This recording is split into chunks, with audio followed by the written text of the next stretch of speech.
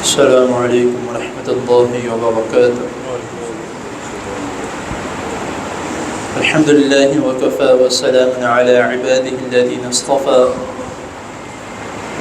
اللهم صل وسلم علی نبینا محمد صلی اللہ علیہ وسلم۔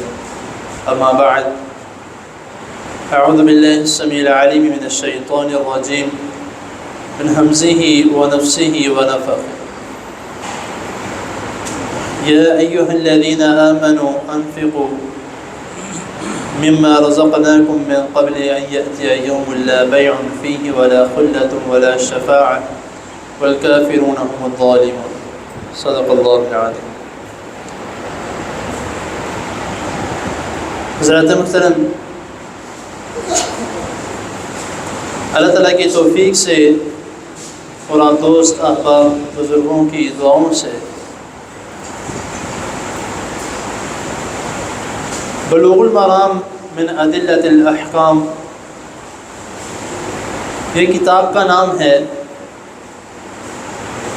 جس کے دروس اسباب آپ کے سامنے ایک ایک کر کے مختصر بھی اور تفصیلاً بھی آپ کے سامنے بیان کیے جا رہے ہیں۔ خوشی کی بات یہ ہے کہ اس کتاب کی ایک جلد، جس میں تقریباً 450 احادیث ہیں اور تقریباً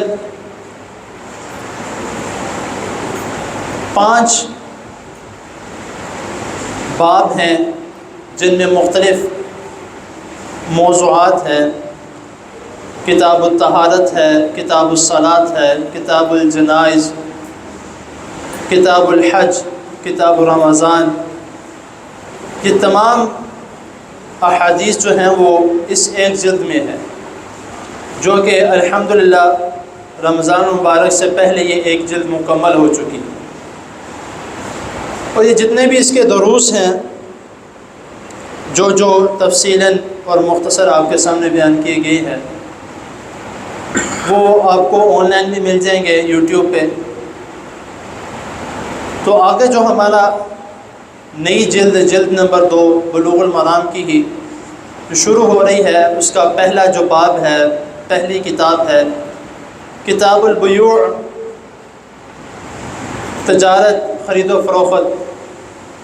یہ بیوع جو ہے یہ بیع کی جمع ہے۔ آپ نے کئی مرتبہ جو ہے وہ سنا ہوگا، اور اس آیت کریمہ بھی جو میں نے آپ کے سامنے بھی تلاوت کی ہے، بیع فیہ ولا خلہ۔ اور آپ نے کئی مرتبہ جب جمعۃ المبارک کی سورۃ جمعہ میں یہ آیت پڑھی جاتی ہے، یا ایھا الذین آمنوا اذا تداینتم بدین الی اجل مسمى، یا ایھا الذین آمنوا اذا نودی للصلاۃ من یوم الجمعۃ فاسعوا الی ذکر اللہ وذروا البیع، یعنی کہ خرید و فروخت کے متعلق۔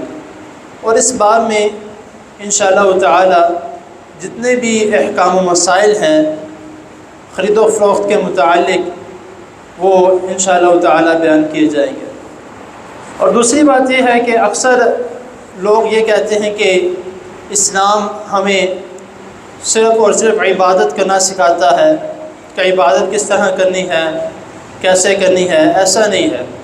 اسلام ہمیں عبادت بھی سکھاتا ہے، معاشیت بھی سکھاتا ہے، معاشرت بھی سکھاتا ہے، اخلاقیات بھی سکھاتا ہے، اور ہر قسم کی ایسی چیزیں جو ہماری زندگی کے لیے بہت ضروری ہیں وہ تمام چیزیں سکھاتا ہے۔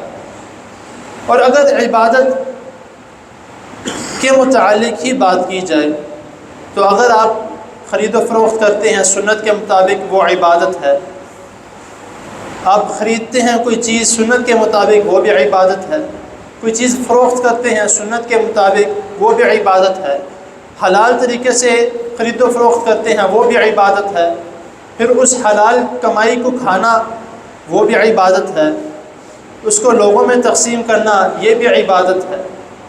تو اللہ رب العزت نے ہر قسم کی چیز میں ہمارے لیے ایک عبادت، ہمارے لیے ایک ثواب، ایک اجر اللہ تعالیٰ نے رکھا ہے۔